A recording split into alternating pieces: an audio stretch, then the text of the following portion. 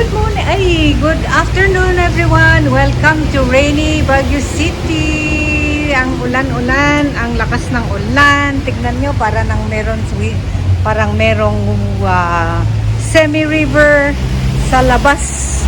At any rate, nandito po kami sa airport. Ang airport ay kung gusto po nyo magkaroon ng magandang hair, ay yung barber, kasi this is for male. Malapit lang ito sa ng City Hall. Yung yan ay Justice Hall. Pero hindi kayo mawawala dahil pag tignan niyo yung sa taas mayroong Pizza Hut.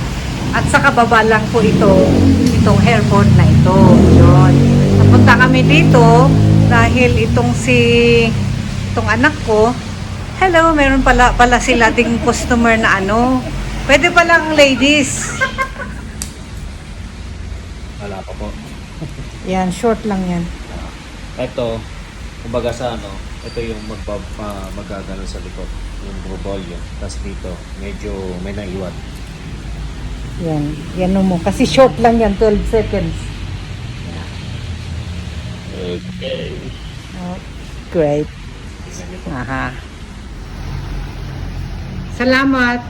Siya po ang dito, tagapag barber, pwede rin sa ladies barber. Pwede ka rin that's why tignan niyo ang aking Tignan niyo ang aking gupit.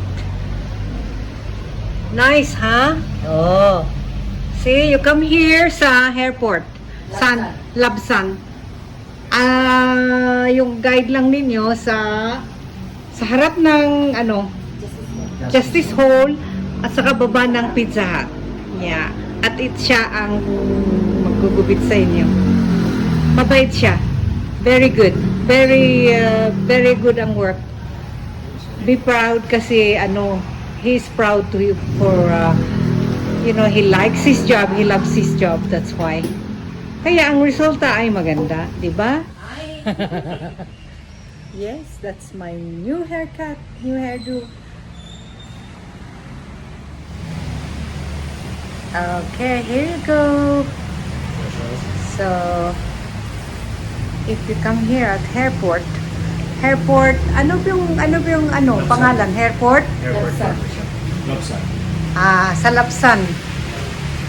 At ito po yung makita ninyong barbershop, airport na barbershop.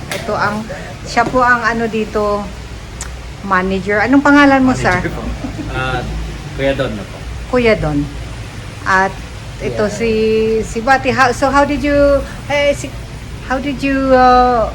how was your haircut? It's good, yes. Your hair. Yeah.